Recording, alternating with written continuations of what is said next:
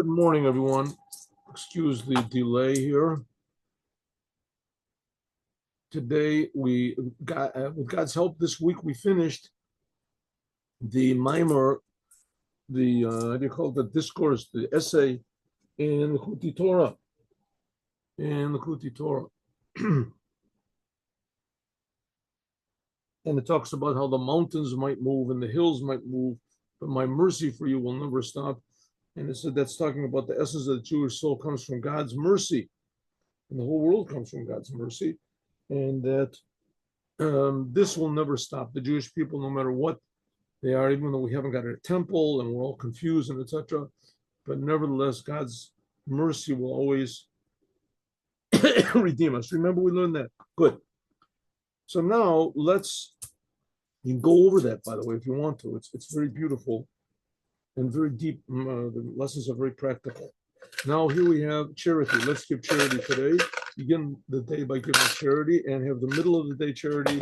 The whole day should be charity, just helping others and doing for others what we would like God to do for us. And let's say a word of praise to the creator of the universe. Thank you, God. Hodu Lashem Kitov. You are good, and kindness, your kindness is infinite, and it is to the world. The Olam Chazdo. Okay. Now we're learning in Parshas Kitetse. Kitetse means simply the words Kitetse, when you go out to war on your enemy. Remember, we're learning this also in the Devar Malchut. When you go out to war on your enemy. This is a speech which is found in the Rebbe's book of Sichot, Chelik Beit. Chelik Beit.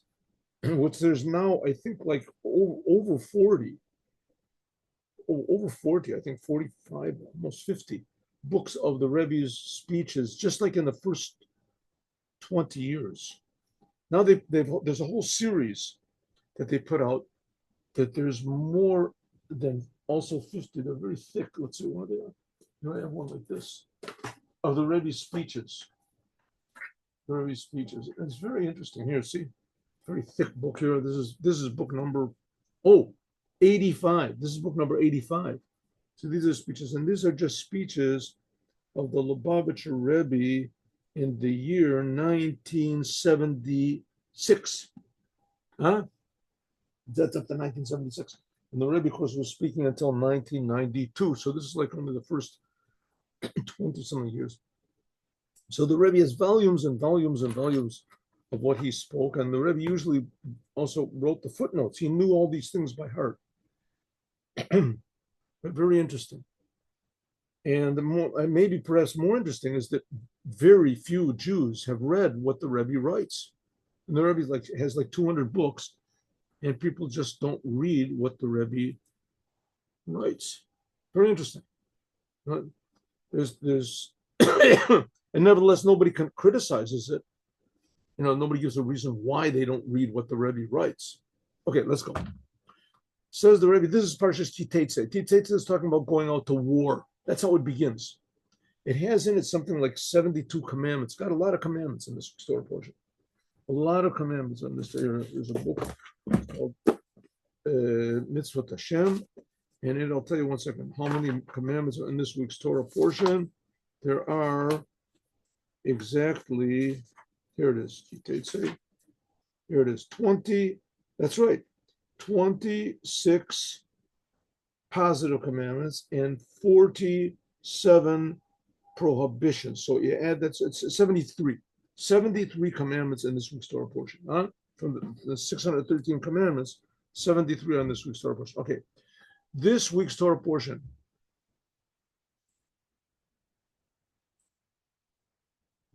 When you consider that these are written by God himself, right? If God would have just given us one commandment, that would have been enough. There's no other religion or group or philosophy or nation or race or whatever you want to call it in the world that says that God personally, the creator of the universe, gave them publicly a book.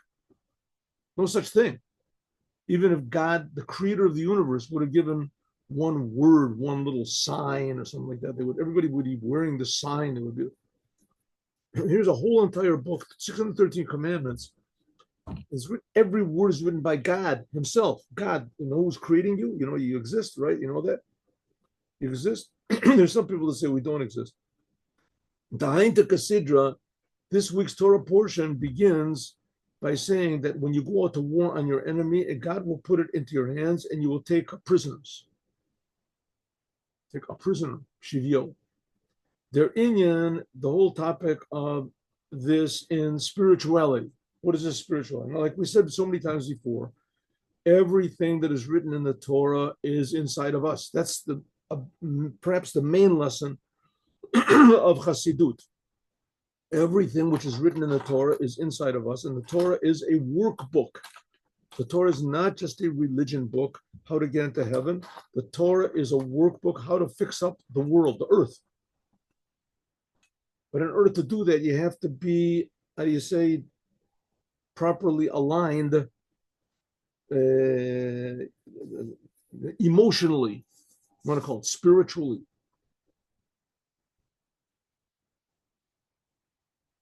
There's a better word for it. I don't know. I know I'm a big fan of Viktor Frankl, and he also, in German, there is a word for this, the soul, which doesn't mean spiritual. It means like, I don't know, meaningful, sort of. Anyway, he said but in English, there's no corresponding word exactly. Either it's like the soul either means something spiritual, right? Or it means something that's just like, that runs the body, the soul inside of the body. But as far as being meaningful, anyway, you have to get all of your priorities in line. And that's what the Torah is telling us to do also as well. Oiben gate, oifen guf v'nefesh habahamas. This refers to going out to war. Is talking about your oivecha. I'm sorry, I thought it was in the Yiddish word. When you go to war on your enemy, who's your enemy? Your body and your natural soul. Why are they called your enemy? Now, in Judaism, as much as possible, we try to transform the enemy, not to destroy it. Judaism is not in favor of destruction. Sometimes it becomes necessary, but the goal of Judaism is to transform the world. The world is essentially good, and to reveal that good in every detail of the world. So that's the war we have to do. What is preventing us from putting meaning and blessing into the world? Ourselves. So a person has to make a war against his bodily urges and his what's called animal soul desires or fears or hang-ups or whatever it is. The Alter Rebbe is mafarish, like the first Rebbe of Chabad explains in Likuti Torah. We didn't do that mimer this week. Was Zayzaina, it's the beginning of this week's Torah portion, but we didn't. We did like the fifth or the sixth mimer. Was Zayzainen, the emissar oivim, which the true enemy of a person is the person's self. Your body and your what's called natural soul. Your body is you have these natural desires or fears or whatever that just pop up automatically. You're not thinking about it. And your animal soul is your personality, your character. And these things separate you from the truth. In English, it's called egotism. Right? I think, I want, I think, I know, I can, I can't, I. Everything is right. Most natural feeling in the world. And that natural feeling can be our biggest enemy. It's our job, but it's also our enemy. You have to go out to make a war. You have to have a war with them. War with your body and your natural soul. What type of a war? We'll see. Emes taka is the kavana. True. The intention is not brechen, not to break. Like I've told you, not to break your body or your personality. your character, nor Zemavorazan. You just have to, I say, refine them, realign them. But from deswegen, nevertheless, is das a milchama, it's a big war. Warum? Because they lassen sich nit mavar sein.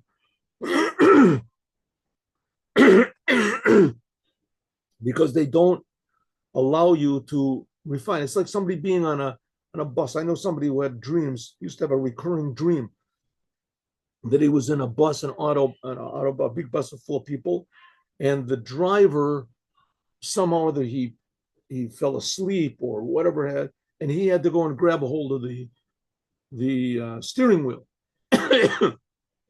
and get him. So on one hand, the bus is a very good thing. A bus takes you, to faraway places and everything like that.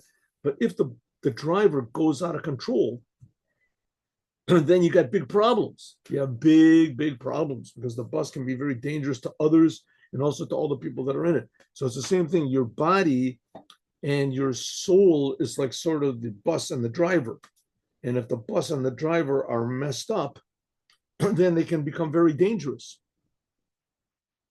And so it's up to us to realign the driver and our urges and our character and our goals in life and our body, our just natural, how do you say, will to survive. And we have to refine them. We have to redirect them. That's the war we have to go on. It's a very, very difficult thing to do because the enemy does not let up. It's got spies everywhere, every instant. But because the nefesh b'hami is because your natural soul is akdumitaina. It ruled over you naturally from the moment you were born until you started becoming educated. And Judaism says until you're 13 years old. So the only voice that really you were hearing is that of your natural soul.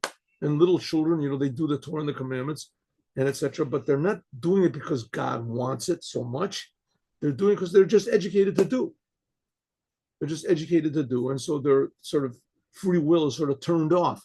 But after they're 13 years old and all sorts of urges kick in, then you have to start using your free will, and that is what's called the animal soul.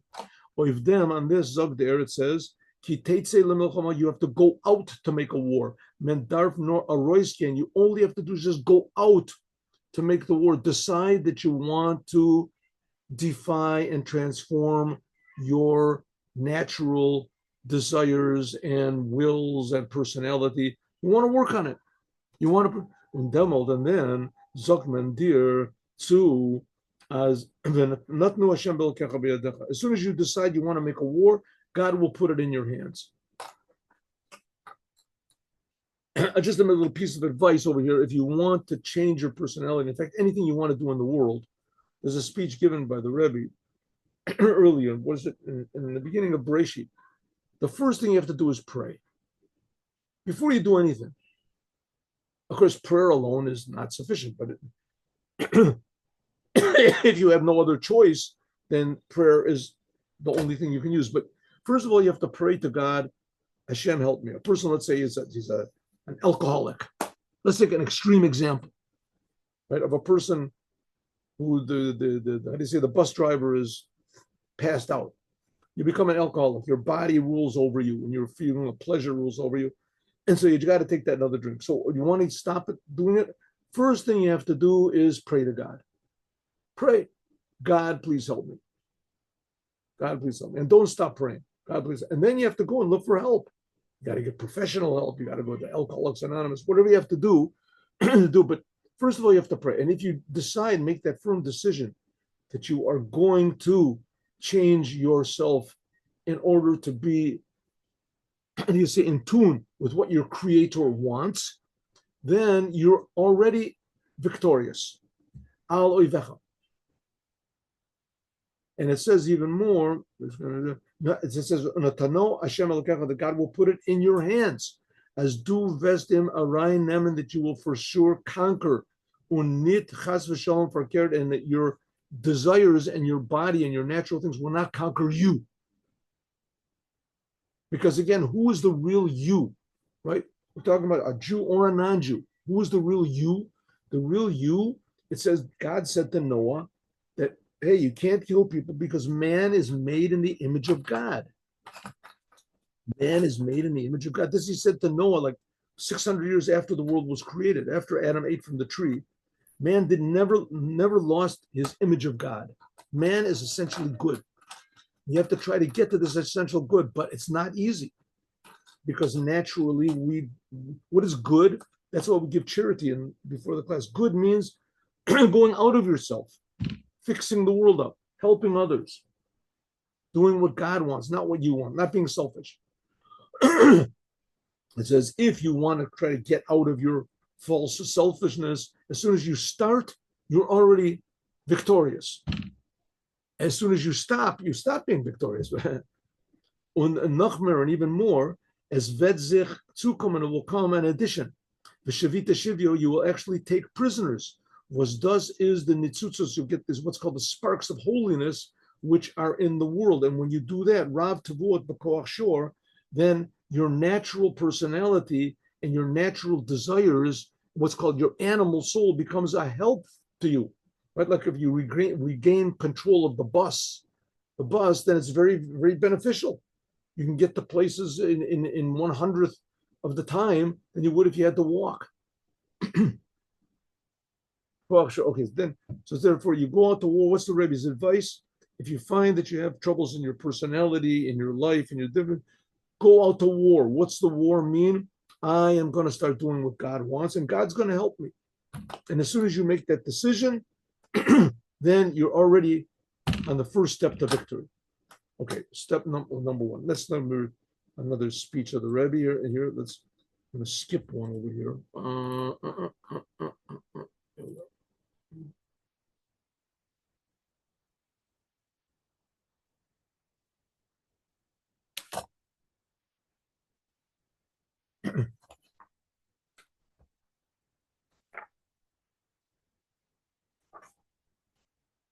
One minute. Yeah. Okay. Here we go. All right. Right at the end of this week's Torah portion,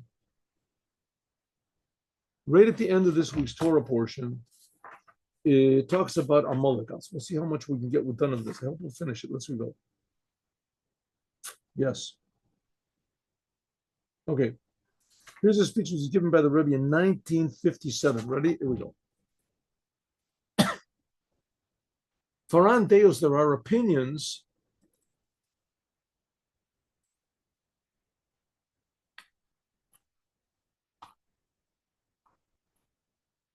Faran Deos, there are opinions as Kriyas Parsha Zachor. Right at the end of this week's Torah portion, there's one paragraph that says you must remember what AMALEK did. You have to remember what AMALEK did to the Jewish people. What's AMALEK? AMALEK, I guess the counterpart to AMALEK, the clear counterpart is the Nazis. But today it's like very, very ubiquitous, hating Jews. Right? People hate the Jews. Amazingly, very surprisingly, I mean, nobody has really, gotten to the whole point of why do people hate the Jews? There's all these other answers, because the Jews succeed and because the Jews are this, but they just don't. I mean, they hate the people who hate the Jews, hate all the Jews. They hate poor Jews, they hate stupid Jews. Every Jew doesn't make any successful Jews, the Jews that don't believe that they're Jews. And every Jew, a Jew, you're bad. Why? What happened? And not only are you bad, they would like to destroy them. And they would like to destroy the Jews. Right? The Jews are bad. The Jews are trying to destroy the world. There's absolutely no proof. They find all sorts of weird proofs, right? All sorts of weird proofs that just don't hold water at all. Right? And now with this thing with the Palestinians, right? There's no such thing as Palestinians. There's simply no nation called Palestinians. It just doesn't exist. It's just this thing that was invented, in 1948 or something like that. Even to this day, they don't have their own stamp or their own motto or their own anthem or anything. Palestinian, there's no Palestinians and there's no genocide. Everybody knows there's no genocide. There's no pictures. You see the pictures. There's no pictures. There's nothing. There's absolutely no reason whatsoever. But the Jews are hated. Everybody hates the Jews, right? The Jews, everybody else hates the Jews. The Spanish hate the Jews. The people they never even saw Jews before in their life, they hate the Jews. Okay, so it says that's Amalek, but it used to be in one time was a country, a nation, a race, which was called Amalek. Amalek, Amalek, and it is a commandment to wipe them out, and it's mentioned at the end of this week's Torah portion. Some people say that it is a positive commandment. This week's Torah portion that we're reading, it's a positive commandment to listen to. Parsha Zachor is Midaraisa. Okay, now Parsha Zachor is read right before Purim. So some people say that it is a commandment from the Torah that you have to go to the synagogue and listen to this Torah portion being read. Oisur dem asad is in addition, because it's talking about this remembering to destroy Amalek. In addition to the positive commandment of remembering to destroy Amalek, there's also what's called a prohibition not to forget Amalek. Und das ist euch einer from the Talmud. This is one of the reasons from the opinion that also women are obligated to listen to Parshat Amalek. Why? Because in the Torah, women are exempt from all positive commandments that are only done at certain times. But all the negative commandments, all the prohibitions, women are forbidden. All the prohibitions. Women are forbidden to eat matzah, the chometz on Passover. Women are forbidden to lie, to steal, to cheat. All the negative things, women are obligated. But positive things, if they deal with time, women can do it. They can, but they're not obligated to do it. But some people say that the commandment of remembering Amalek, even though it's a positive commandment and it depends on a certain time, right? Women have to do it. Why? They have to go and listen to this reading. Why? Because there's also a negative commandment, not to forget. And because that's so, and the negative commandment is constant. So the women, therefore, have two commandments, not to forget Amalek and to remember Amalek. So therefore, they're obligated to do the positive commandment. Okay, like we've said so many times before, good morning. We've said so many times before, everything that's in the Torah is inside of us. From this, we can understand how important it is, the idea of remembering Amalek and not forgetting him. Okay. Hagam, even though as Mechayat Amalek, that wiping out Amalek physically is Itzir not Shaykh, it's not relevant now. Amalek is not, some people say anybody who I don't like is Amalek, right? My next door neighbor runs over my lawn in the morning, Amalek, everything is Amalek. It's not so. Nowadays, we don't know who Amalek is. We can't go and start putting bullets through people's heads because we say that's Amalek. As Zayin and Gor, Faran, Deos, there are opinions, as the commandment is only this commandment of wiping out and killing these people of Amalek, it's only for the king. And nowadays, we don't have a king. Only in the Mashiach will be a king. There's Azer Darf Megayas Zayin, the king, he has to recruit people, the Jews, and they have to wipe out Amalek. Nor a few days. There's also even according to the opinions, as every Jew has to kill Amalek, but it's also according to that. It's nowadays you can't do it. Why? Because it's not relevant. Because you don't know who it is. Number one, the Inyan is Shaykh nor Bizman. It's only first of all, when the Jewish people, they have the ability to do so, they're powerful. The Jewish people are ruling, right? In the land of Israel, the Jewish people are not ruling the land of Israel. Don't think they are.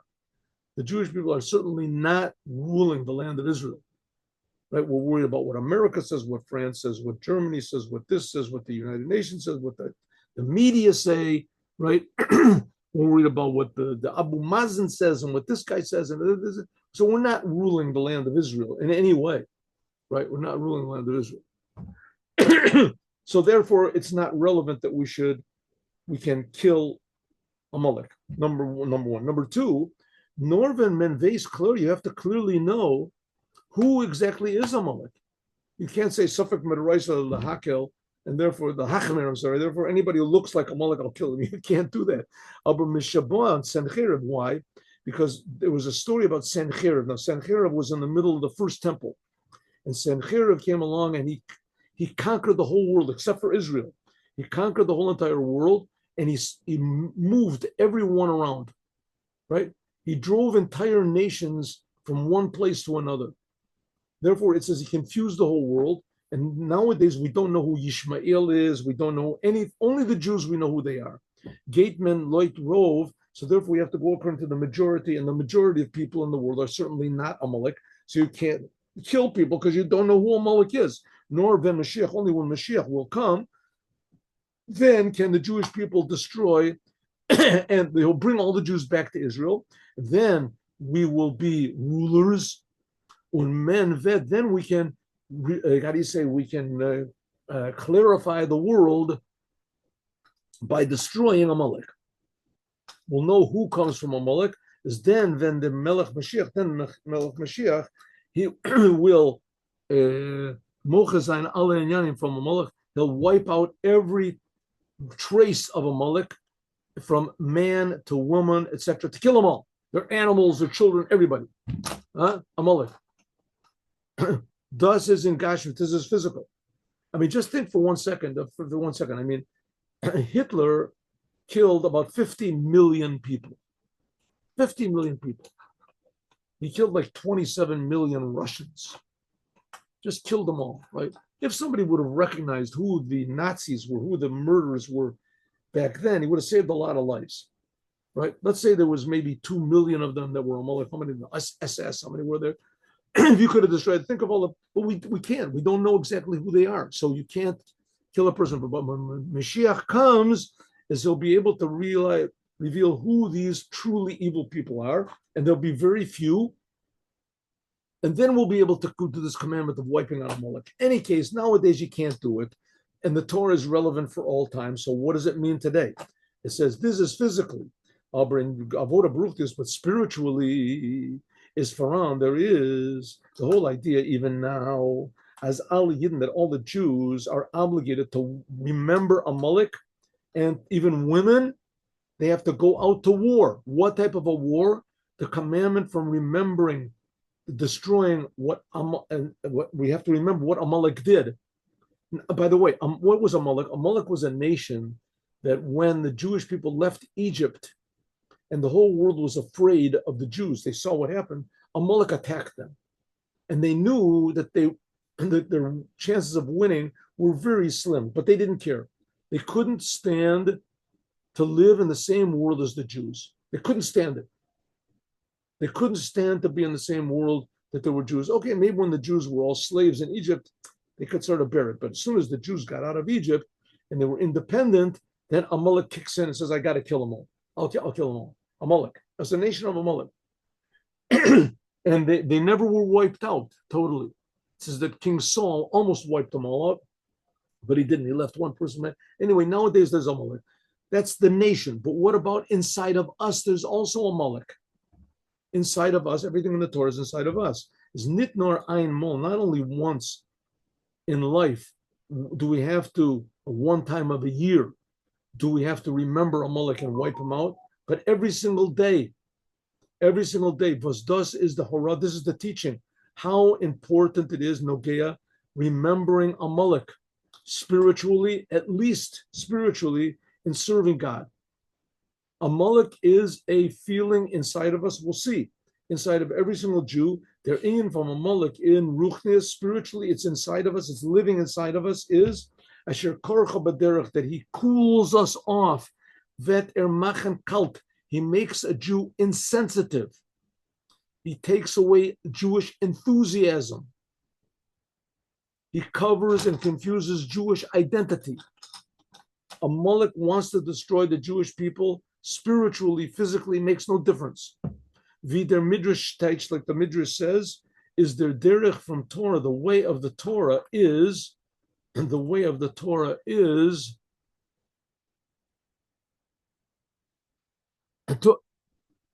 second, what did I do over there? Something.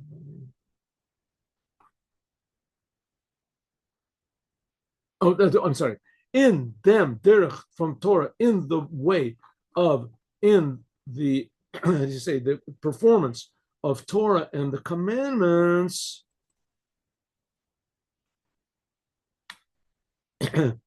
un Okay, that's right. He wants to cool us off in our doing of Torah and commandments. That's Amalek. Now you can see that he's really succeeded. I mean, very, very well. Right? Most Jews, they're just, why should I do a commandment? I mean, that just doesn't make any sense. Why should I put boxes on my arm? What's the big deal about lighting a match on Shabbat? I mean, that's, if you want to do it, but not for me. What's supposed to be the point of Judaism? That there's a creator, and the creator creates us. So the creator is really very real. The creator is very, very, how do you say, important.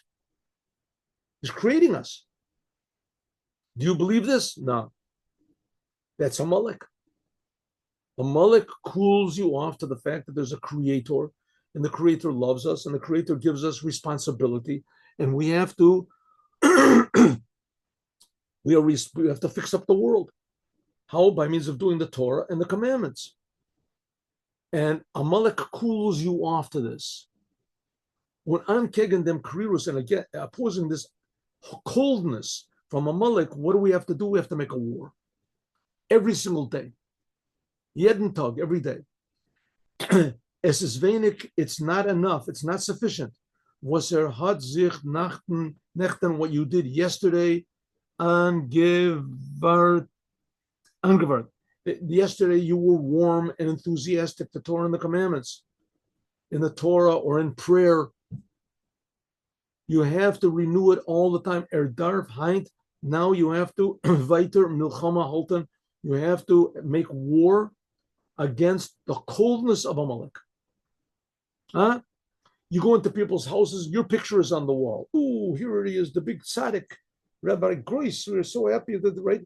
But when you go home and you're alone, you shouldn't be saying, "Oh, I'm so great, I'm so wonderful, I'm so this." I. You have to think. Listen, if people say that I'm great, it's because I wasn't thinking about myself. Amalek wants you to think about yourself. First, you have to think about yourself. But Amalek says you're first. And then think about God. That's what Amalek says. Or don't think about God at all. But the main thing is yourself. You're the reality. Get excited about yourself. Get excited about what benefits you. Again, get excited about what harms you, what makes you win, what makes you lose, what makes you greater, what makes you smaller. That should interest you. That's Amalek. But don't get interested in the creator of the universe. Don't get excited. And you did get excited yesterday, and everybody knows you're excited, and you know that yesterday you were enthusiastic about God. God is life. God is life. God is love. God is giving to others. Yesterday you were excited about Torah. You were excited about the commandments. You were excited about this. Enough. Especially when you're excited about Torah and commandments, you don't see any results. Right? I prayed to God that I should have money. I didn't get it. Right? I didn't get it. So now you start thinking about yourself. That's Amalek. Yeder Tag, every single day. Nach Eder, men gate arois, before you go into the street out of your house. Haben Sutan with the Dinyani Olam, before you are dealing with the world. Darf men sich einwärmen, you have to warm yourself up. Und milchama halten, and make a war against the Amalek which is inside of you. Was das darf sein in davening. And where do you do this? In prayer. Now, Jewish prayer, like I said so many times, you have to buy yourself a genuine Jewish prayer book. Not Reform, not conservative, not Reconstructionist, not this. A genuine Jewish prayer book. It can be Ashkenaz, it can be Sfarad, it can be Chabad, the Sephardic style. It doesn't make any difference. Chabad, buy yourself a genuine Jewish prayer book and start to translate the words. And especially starting off from Hodu, from Brook Shalmar, the Ashkenaz start of Brook Shalmar. Anyway, start with the prayers, translate it, and then start to think about, are these really real? King David really believed that God exists? Does God really exist? King David really felt that God is creating, that God is wonderful, that God answers our prayers, that God cares about us. King David really believed it. Maybe it's really true. The angels are all burning up to God. They're flaming. Maybe there's something to get inflamed about. Maybe God is really real. That's what prayer is supposed to be. Prayer is supposed to be the service of the heart. Avodat halev. Service of the heart. That's prayer. Prayer is not just asking God for what you need. That's also prayer. But the other thing is to give God what he needs. God needs us to be excited about him, to love him. God needs that in order to be happy. It says without our service, that God doesn't have nachat ruach. This, of course, is dealing with things that we don't understand, but it's the truth. It's the truth. That's true happiness. To realize that God does exist and that God cares about us and that we should start caring about him.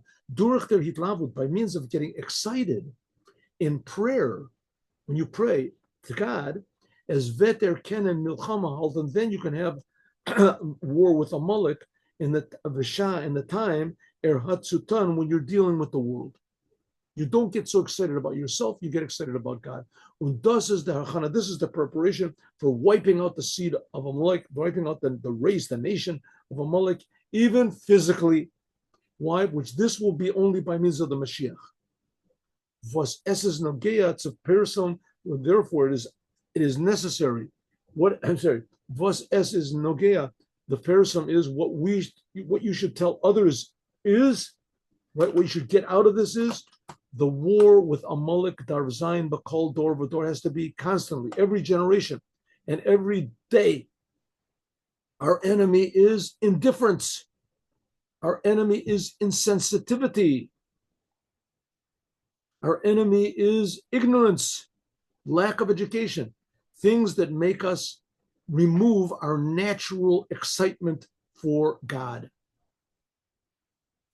Und men can sich nicht benugen, you cannot suffice yourself with what you did previously.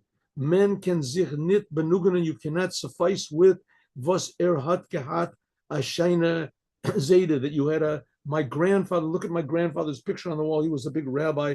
Ashena Tata, my father, was also a big rabbi.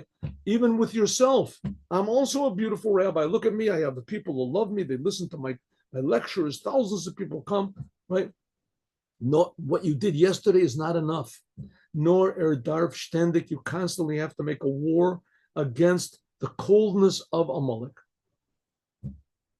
Varum, because mitzad them was is faran by im the nechashalim. There's also how do you call it, the enemies, or I'm sorry, by the Jews. There's the people who are weak, the ones who are stumbling, right? The ones who are drop out from the congregation of God. They're the Jewish people in the desert. So they traveled. There were certain people who stumbled. They didn't keep up with the pace.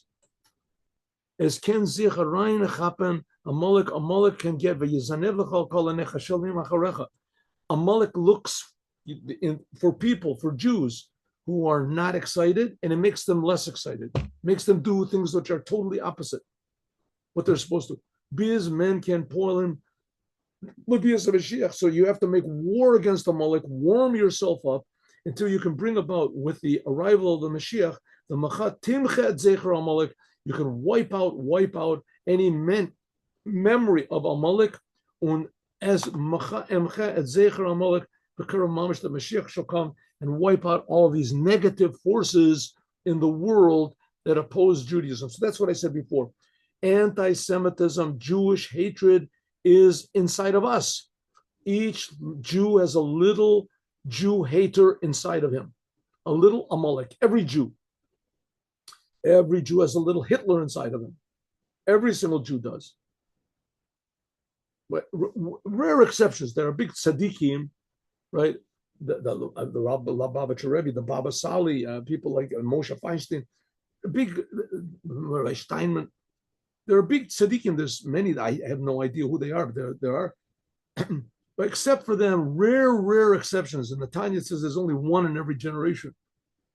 That they don't have this anything that takes away their enthusiasm for God and what God wants us to do in the world. Except for that, every Jew has a little voice inside of him that says, don't get excited. It's not a big deal.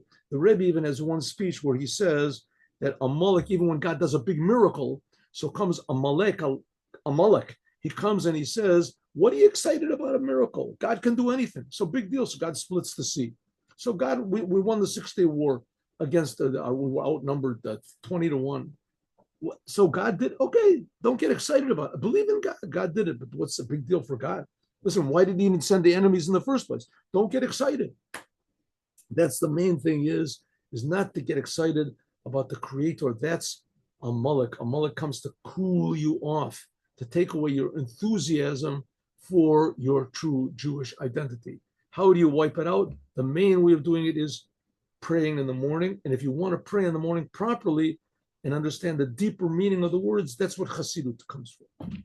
Chassidut, that's why the Chassidim learn Chassidut, in Chabad at least, and before they pray, because it gives the prayer a new depth and a new, how do you say, a new vitality and enthusiasm. And that carries out to the whole day.